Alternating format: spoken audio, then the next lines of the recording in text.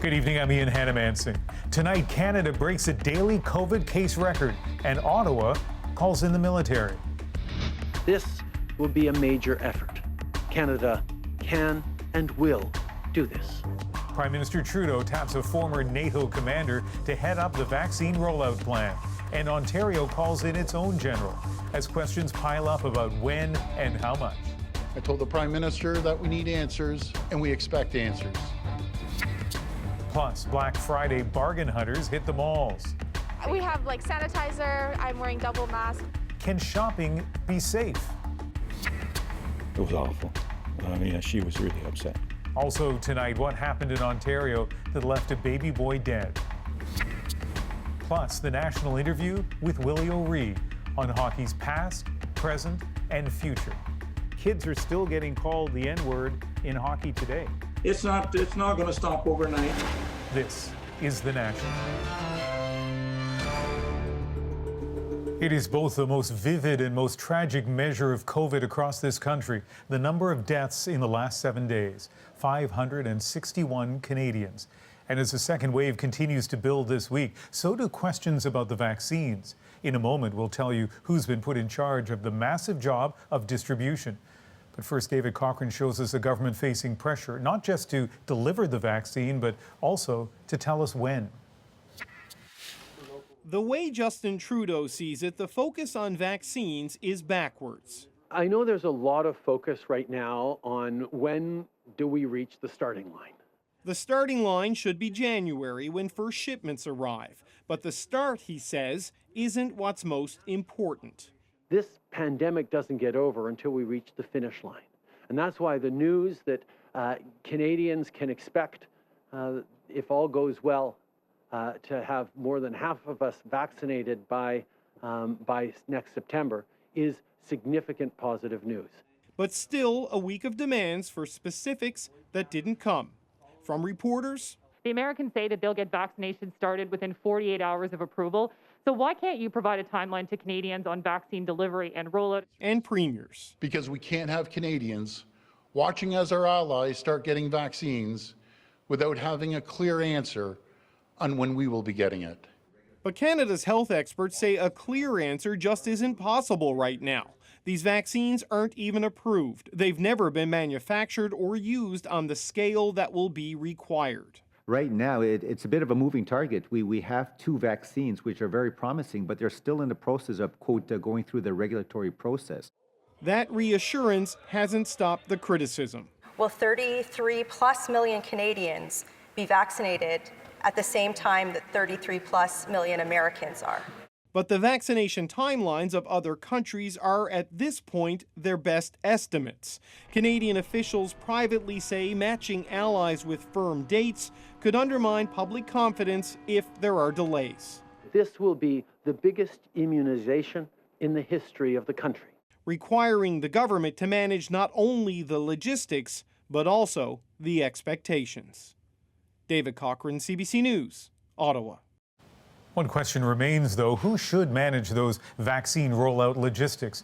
Turns out it won't be public health officials alone. Instead, the military is taking command again. Murray Brewster explains who and why. He commanded Canada's NATO mission in Iraq. Now he's in charge of making sure Canadians get the COVID vaccine. Major General Danny Fortin will be heading up the logistics and operations within this center. Major General Fortin is a seasoned officer. In a country as geographically large as ours, we can expect some logistical challenges ahead. The federal government intends to purchase 7 vaccines, all still in development, all with different approval times, transport, and storage needs. One of the first challenges, picking up vaccine from overseas manufacturers. C-17 or a C-130J Hercules could do that task. Dan Ross has experience managing a crisis. He was the defense official in charge of buying and moving equipment on an emergency basis into Kandahar.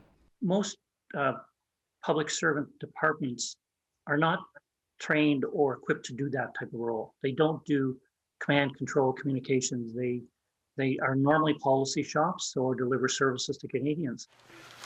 The Canadian military was called in to rescue provincial long-term care homes last spring with 1,700 troops. Now, more than 28 of their top planners are seconded to public health.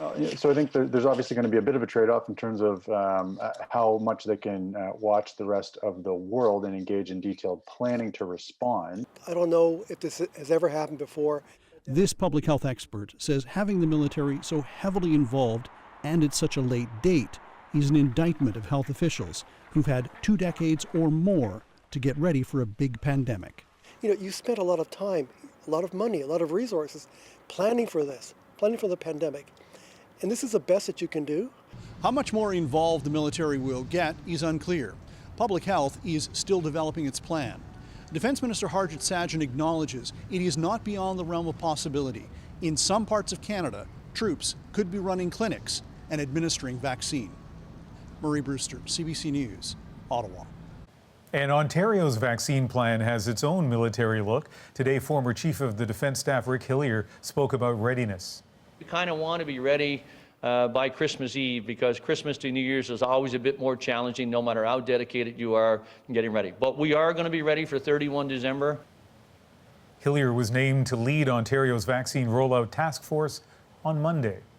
If anyone still had doubts about being in the throes of a second wave, today's numbers should put an end to that.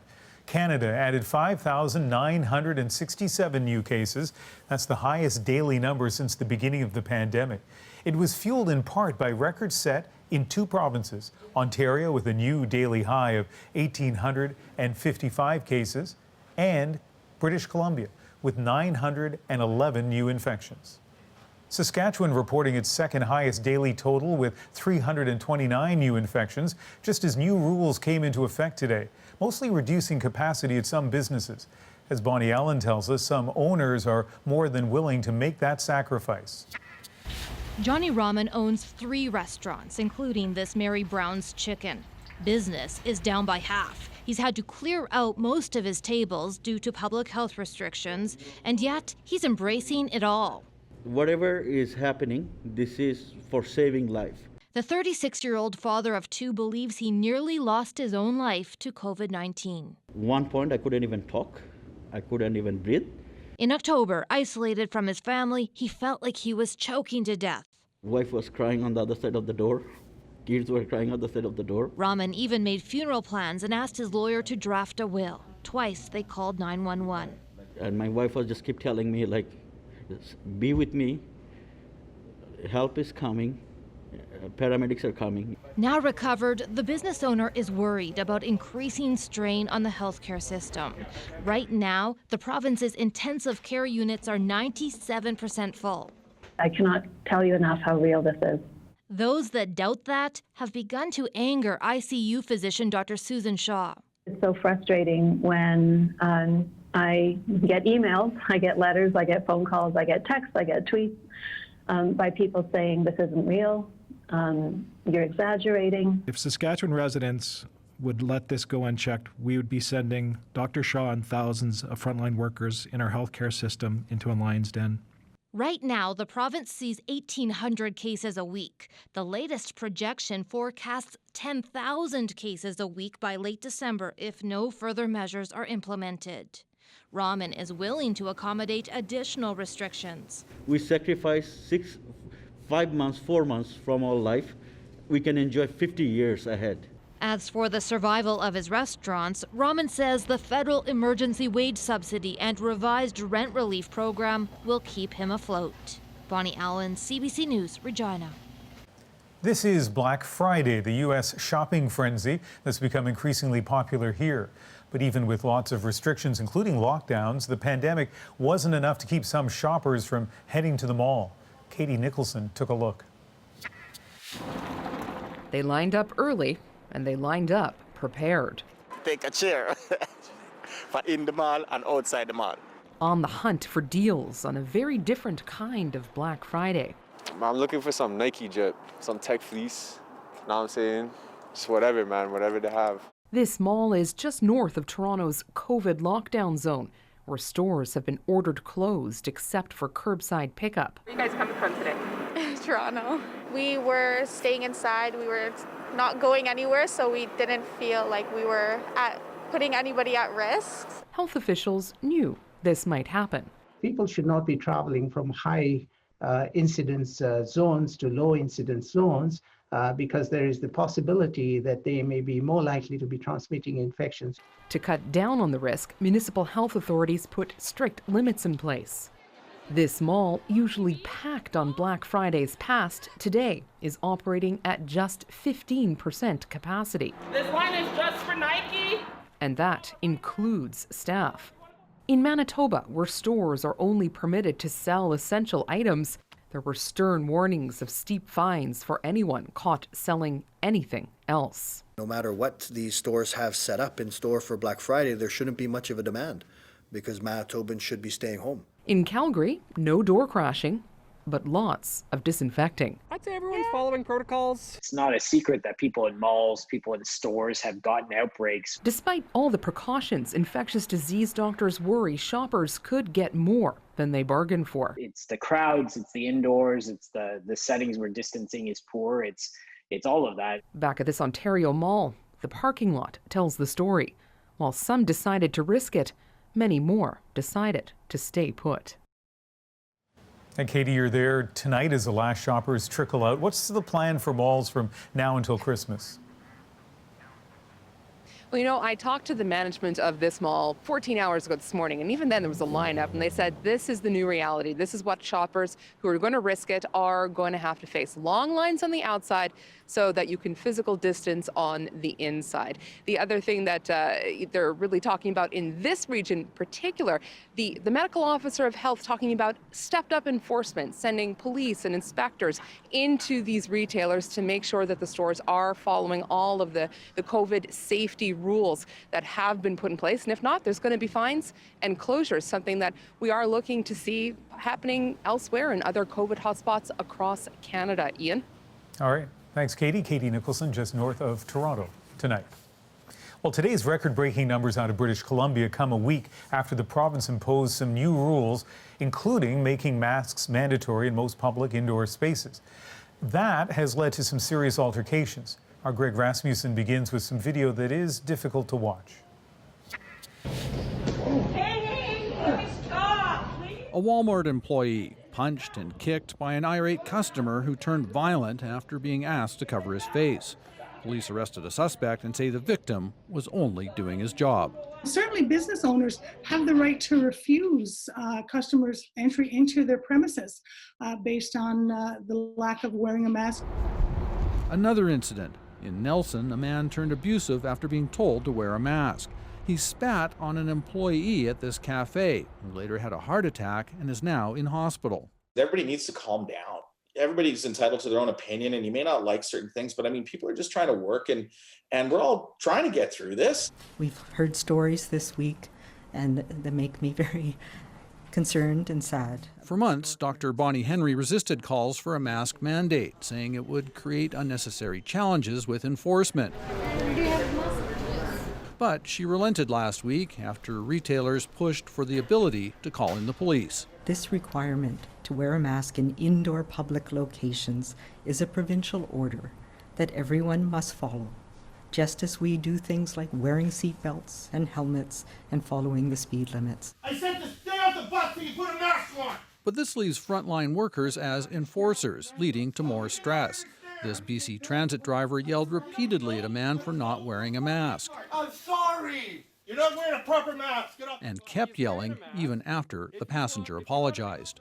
The combination of enforcement and education should convince the vast majority of people to wear masks, says this psychologist, who warns that a few people will always be difficult to reach. 85 to 90% of people will be okay with it. For anti-maskers, you need another messaging strategy, a strategy that doesn't make them feel like they're being pushed around or robbed of their freedoms.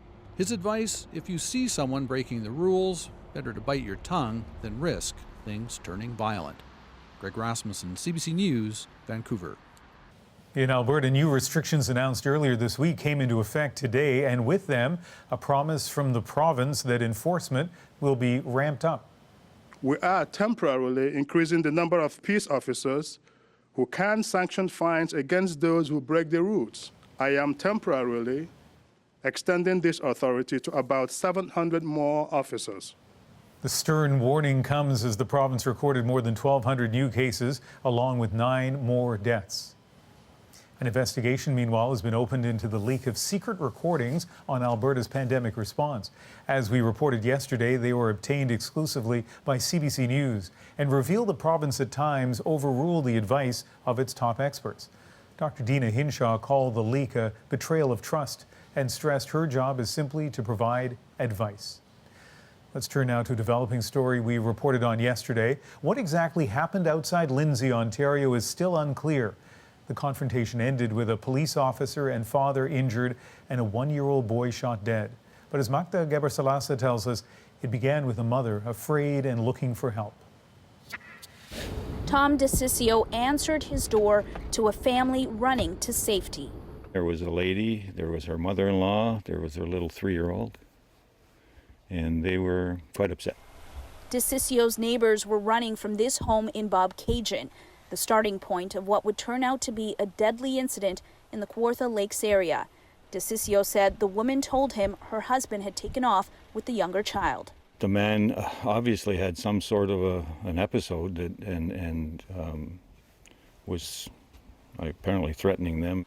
Police say they tried to stop the man in the pickup truck about 30 minutes away. Eventually, there was a crash on this road. The Special Investigations Unit tells us then an interaction ended with 3 officers firing their guns.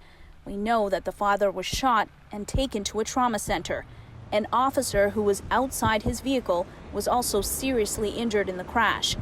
And the 1-year-old boy was found dead in the vehicle. They came and informed the lady that her young son was deceased. And that was even more disturbing.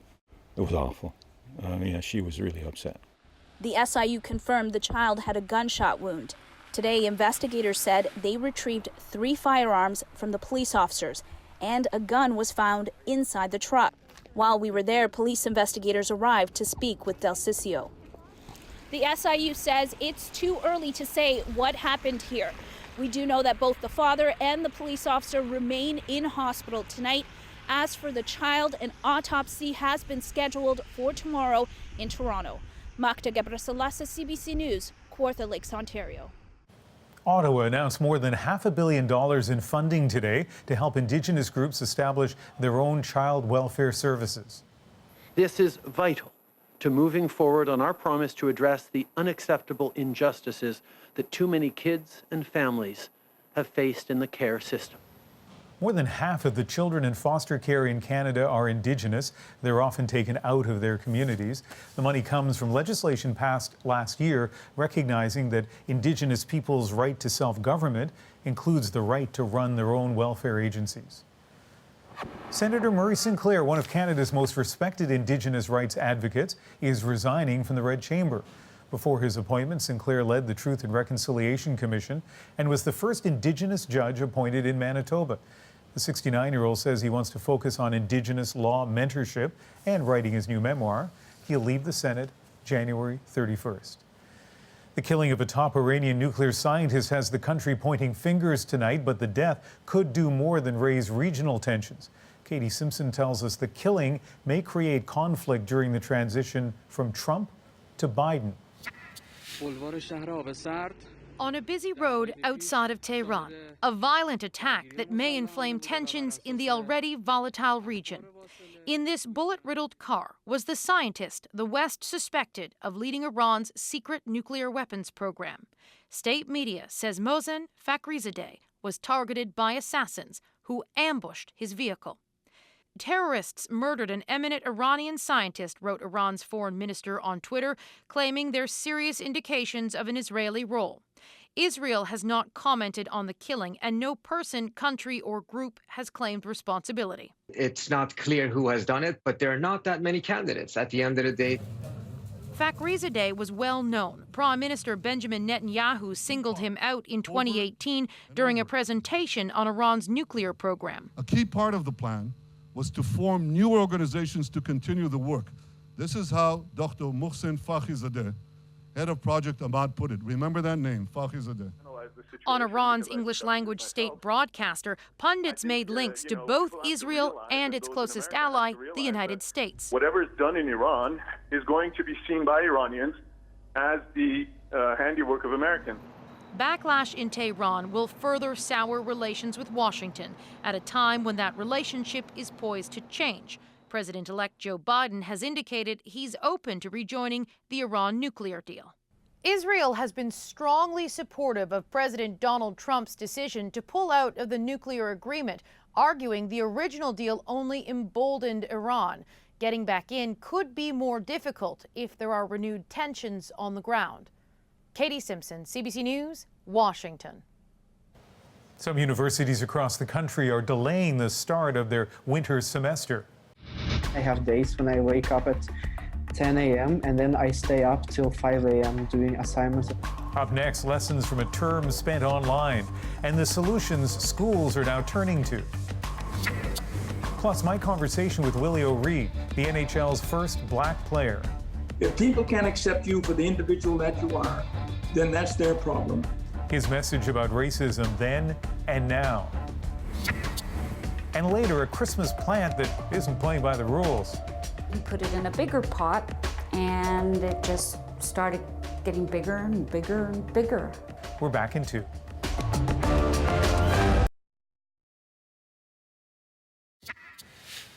More universities added their names today to a growing list of schools giving their students a break by delaying the start of the second semester. As Deanna Sumanak-Johnson tells us, it's to help offset the stress of online learning and the isolation. We're generally feeling burnt out with school. Like many students in Canada, Elisa Doe attends her classes virtually from her parents' home. That's more than 100 kilometers away from her now deserted campus at McMaster University in Hamilton. A campus once overflowing with life.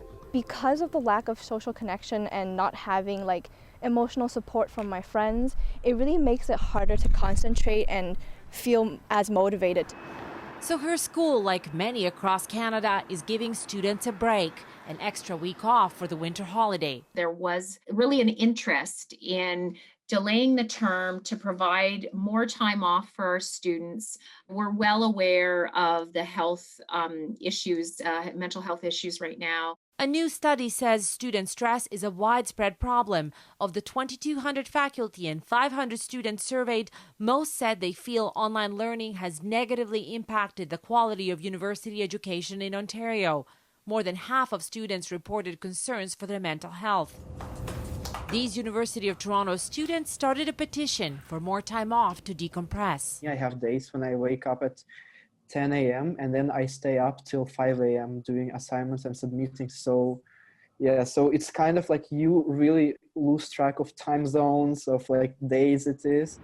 U of T is one of the institutions to extend its winter break. It also announced a new mental health website to serve its more than 90,000 students. But students are hoping it's enough to meet their needs. I know a few people had to wait for months to see a counselor and talk to a psychiatrist.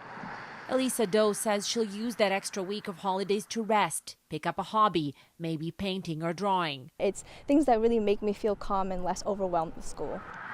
A much-needed respite in a year that's been all work and no play. Deanna Sumanak-Johnson, CBC News, Toronto. Coming up, my interview with the Maritimer who broke a historic barrier in the NHL. Willie O'Ree is blunt about what he had to put up with and from whom. But first, 114 people got an honor today that O'Ree also has. New Order of Canada recipients include Olympic gold medalists Tessa Virtue and Scott Moyer, and Mark Tewksbury, who posted about it. I received in the mail this beautiful lapel pin that I get to wear over my heart. And to put the pin on for the first time, I've asked my partner in life, Rob Mabey, my companion, to do the honors. All right, it's an honor. Oh, there you are. There it is. Companion. Thank you so much, Canada. It means the world to me. Thank you. Among those joining Tewksbury's companions, actor and singer Tom Jackson and writer Thomas King. We'll be right back.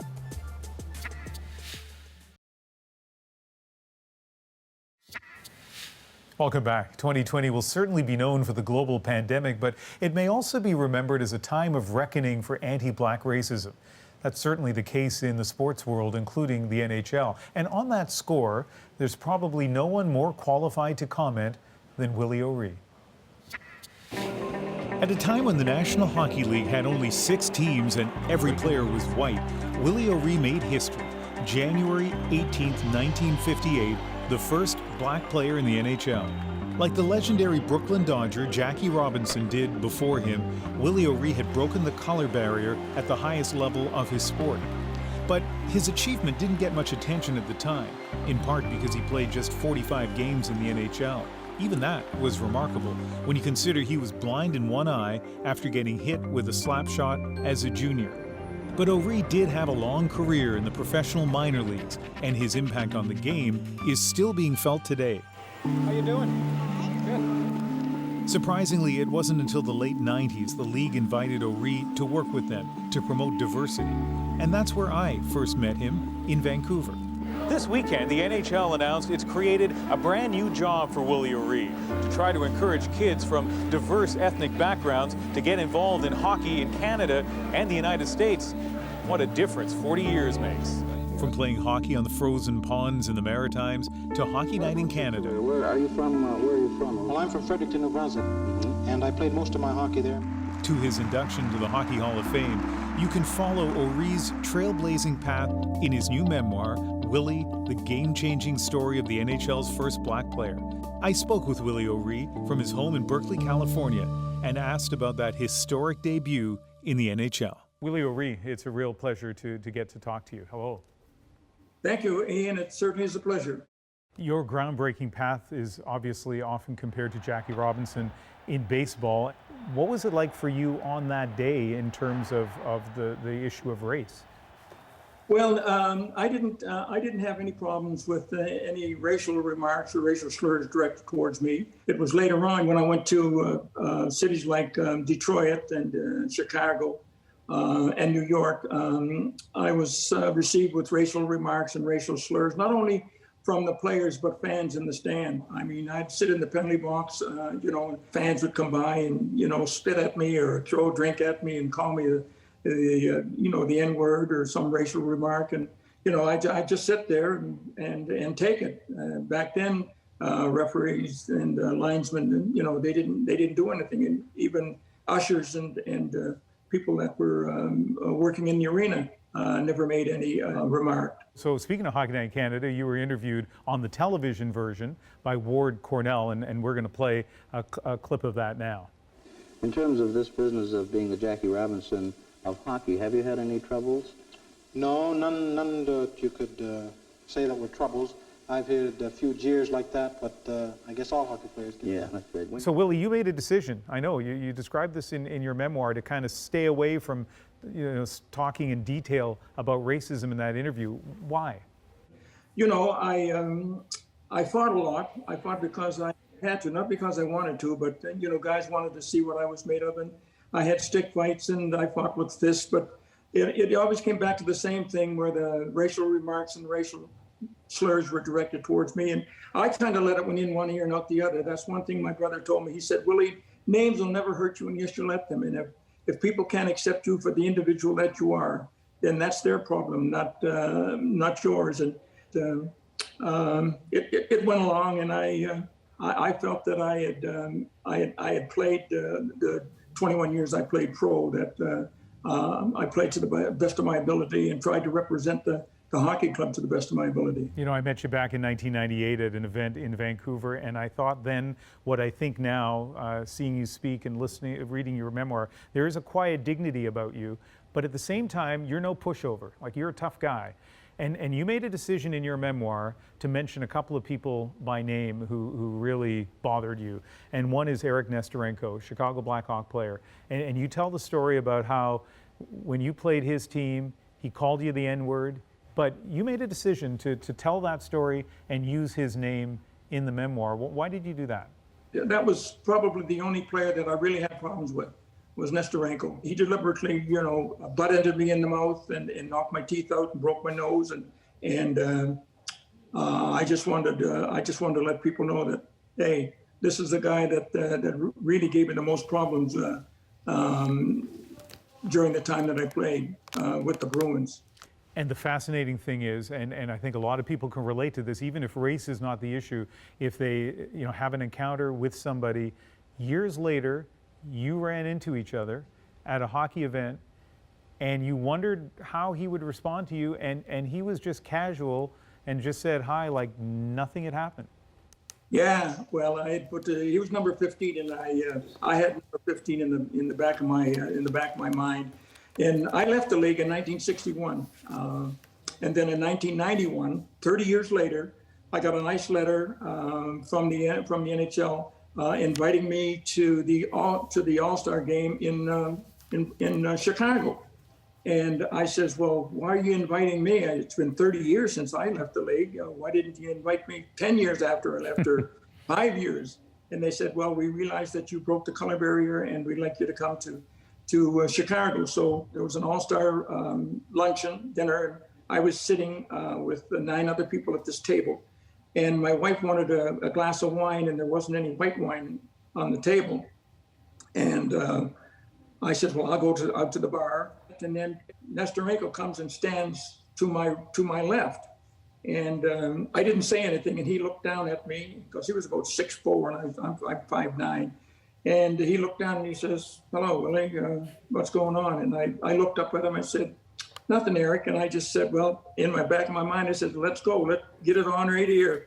And he just got his drink and went to the left, and I got my drink, and I went back to the table, and I never saw him again that evening. So you thought there might be a fight, or did you feel like maybe there should have been a fight? After 30 years, he probably still remembered me, but I was ready to go with him right there at the bar, but he just turned and went his way, and I went mine. Yeah, well, whether he remembered you or not, you certainly remembered him, and you remembered the way he treated you, and you remembered the N-word, and again, I'm going to read from your book. Maybe he thought using the N-word against me was just old-fashioned trash talking. It's not. Trash aims to needle an opponent by casting doubt on his strength. Racism aims to diminish the humanity of a person, period. It's not about the game, it's about your life. And yet, Willie, kids are still getting called the N-word in hockey today. I know. It's not going to stop overnight, and I've got letters and I've got phone calls from fathers and mothers, asking me what can their sons and daughters do coming off the ice crying, 10, 11, 12-year-old kids. But we're working in the right direction. I mean, it may take 10, maybe 15, maybe 20 years, maybe not in my lifetime, but it's just too bad the way things are going on with the racism and the race problem. But now in the National Hockey League, their players are being fined and in suspensions for using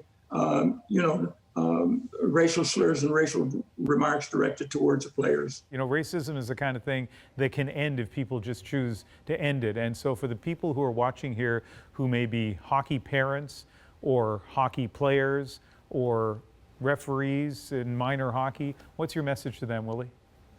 I just say, feel good about yourself and like yourself. You can't change the color of your skin, and I know you wouldn't want to. And as I said about myself, if people can't accept you for the individual that you are, then that's their problem. Just go out and be who you are and treat people the way that you'd like to be treated. And we haven't even talked about the fact that you played in the NHL with just one eye, which is, your teammates, when they discovered that, found that unbelievable. But you are an incredible athlete. You are, as I say, a man of great dignity and obviously of great courage. And I really enjoyed reading your memoir. Thank you very much. Oh, thank you, Ian. It was a pleasure, really. And we tried to reach out to Eric Nestorenko through the Chicago Blackhawks to get a response to Willie O'Ree's allegations of racial abuse. That was nearly 2 weeks ago, and we still haven't heard back. Up next, what's in store for the Hudsons Bay Company? How the pandemic is creating challenges for the legacy retailer, but also opportunity. And later, what happens when your deliveries go green? A pilot project that could be coming to a neighborhood near you.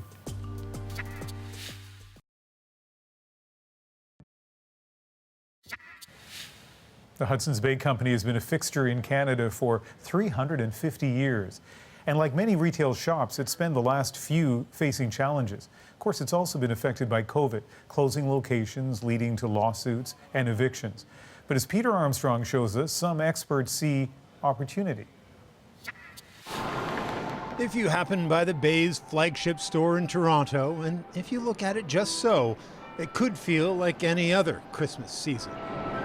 But this is decidedly not normal. The pandemic is just the latest in a series of crises crushing retailers everywhere. Retail was changing drastically before COVID came along. And all that COVID did was expedite it to warp speed. Long before COVID, the Bay was in trouble. Canadian bricks and mortar stores like Sears and Target were being replaced by Amazon, and malls everywhere are still struggling to reinvent themselves. Last December, after the Bay posted a $226 million quarterly loss, a CBC News item looked at what the Bay should do. I think if they could snap their fingers and say we had half the number of stores and all of them were 3/4 of the size or half the size, I think they'd be doing great. Today, that same analyst says COVID is both crisis and opportunity to get out of those leases and locations that are less than ideal. The landlords don't have any negotiating power because they're going to look at them and say, listen, if you don't pay your rent in the store, we're going to evict you. And the Bay says, well, when are you going to scare me? Because actually, that's what I'm looking to do.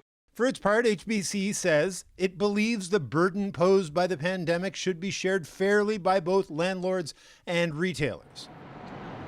As restrictions spread across the country, the immediate crisis for retailers of all sizes has deepened. But it's also heightened the need for HBC to speed up its transformation into a smaller, leaner, more agile company. Peter Armstrong, CBC News, Toronto. Delivery companies are also adapting to the changing times. All the online ordering during the pandemic has caused concern over carbon emissions. So as Tashana Reid shows us, some are finding greener ways to get Canadians their packages. This is Yuri Mitrov's busiest time of year. But instead of driving a truck, he's delivering online orders from an electric cargo bike. It's definitely easier getting around the city. You can go up and down all the one-way streets. I can go up on the sidewalks. I don't have to worry about parking enforcement. These 3 e-bikes, part of a pilot project in downtown Toronto that FedEx plans to expand to other Canadian cities. E-commerce is not going away. Those mega trends we're seeing are not going to go away. So the bike has given us a definite advantage in those markets. This environmental policy researcher says there's lots of opportunity to reduce the carbon footprint in deliveries. In Canada, transportation emissions is one of the highest emitting sectors, and freight is a big chunk of that. We need to look to move towards innovative zero-emission delivery methods. FedEx isn't the first to switch from 4 wheels to 2. Today, we are doing near 5,000 deliveries a week. Montreal's Colibri project started testing out e-cargo bikes last fall, turning an old bus station into a mini e-bike hub. In dense areas, bikes plus many hubs are profitable for the companies, are less emitting greenhouse gas emission, using less space, more secured for pedestrians and bikes. And in Vancouver, a company called Shift offers local businesses environmentally friendly delivery. Still, there are hurdles in Canada. In Vancouver, water is a big problem. From government regulations to winter weather and high costs.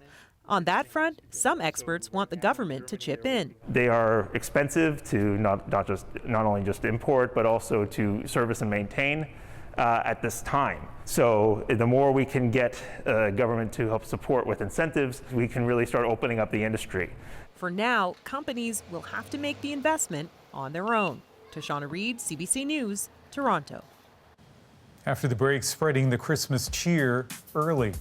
Some Canadians are decking the halls and going all out in this holiday season. Why you may want to jump on this bandwagon too.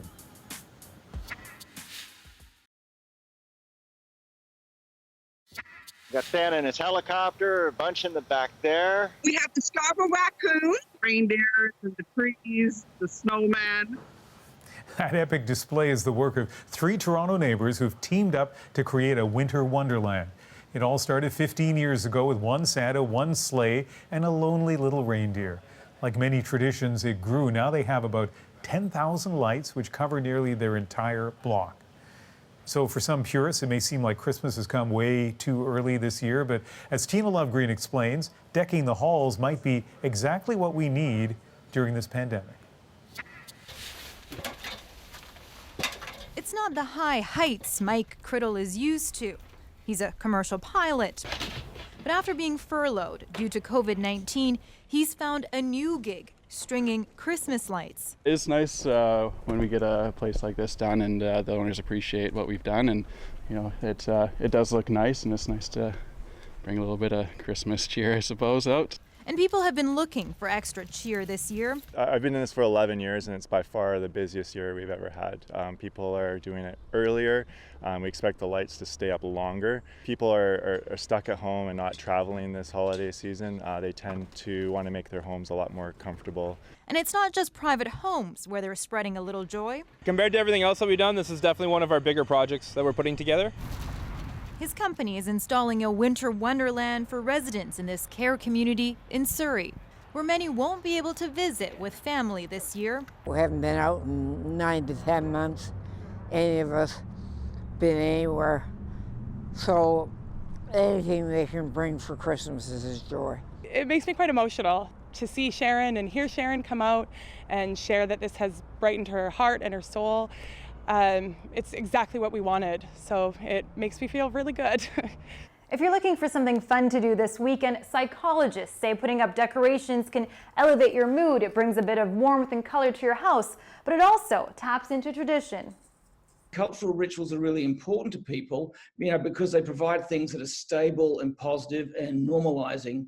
And the rituals are things that outlive our mortality. They outlive the sickness and death of COVID-19. But we've not been able to pursue a lot of these rituals during the pandemic. Everyone just trying to find a bit of brightness during dark times. Tina Lovegreen, CBC News, Surrey. Next on The National, a Quebec man has a serious green thumb. The story behind this giant Christmas flower is next in our moment. But first... Oh my goodness, we're actually playing, everybody. This is NDP leader Jagmeet Singh playing the popular online game Among Us with U.S. Democrat Representative Alexandria Ocasio-Cortez. AOC, as she's known, is a bit of a Twitch superstar. AOC has found a body. Hundreds of thousands watched her live stream last month to get out the U.S. vote. That's among the highest views in the platform's history. Singh invited her for a game yesterday. Her reply, what could go wrong? Oh, shoot. In Among Us, everything.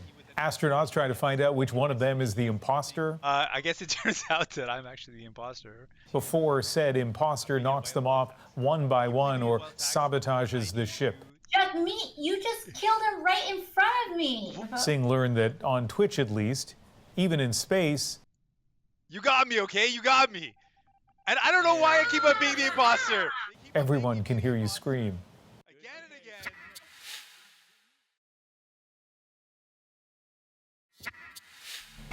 Most people don't expect their poinsettias to last much longer than their Christmas trees, but this particular potted plant is going on 3 years old and it is thriving.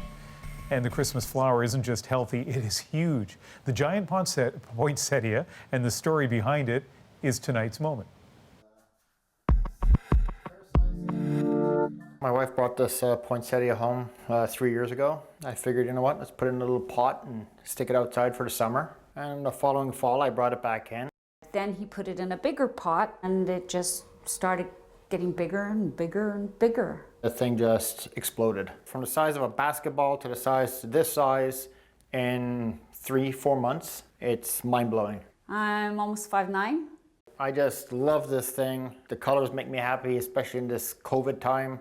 It just makes me forget about all the problems around the world right now. Nobody can believe it, so we sent pictures, and it's really going to be incredible once the blossoms start turning yellow.